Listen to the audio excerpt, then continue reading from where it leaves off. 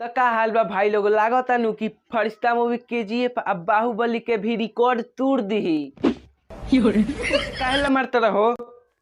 रे सरवा KGF movie 1800 crore कमैले बा जानता रही। हाँ तो खेसारी भैया बोल रहा तो हम बोल देनी।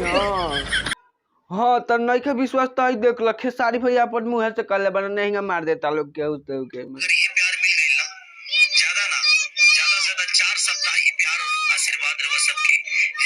तो भाई लोग हम तालो के साफ साफ बताओ तनी कि केजीएफ मूवी के रिकॉर्ड फरिश्ता तोड़ ले बा कि ना। हाँ, केजीएफ के रिकॉर्ड फरिश्ता मूवी तोड़ ले बा, उहो बिहार के छपरा जिला में। छपरा के पंकज सिनेमा हॉल में पूरा हाउसफुल चलता, 3 दिन तक हाउसफुल चलल बा।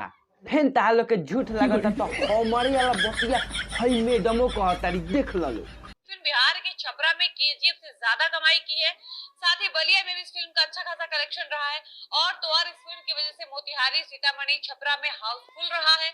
तब भाई लोग अब बात कर लेवे के कि फिल्म कितना रुपए में बनल बा आ कितना रुपया कमाई कर ले बा। भाई लोग ये फिल्म 4 करोड़ में बनल बा और 3 दिन में लगभग 2.5 करोड़ रुपया कमा ले बा। भाई लोग तालो के पता चल गल कि ये फिल्म कितना रुपया कमाई कैले बा। ये अपना हिसाब से बहुत कम कमाई कैले बा, लेकिन इहे दबदबा चलत रह गल तो ये फिल्म भोजपुरी इंडस्ट्री में बहुत ही अच्छा नाम कमा ली और केजीएफ के भी रिकॉर्ड तोड़ सकता।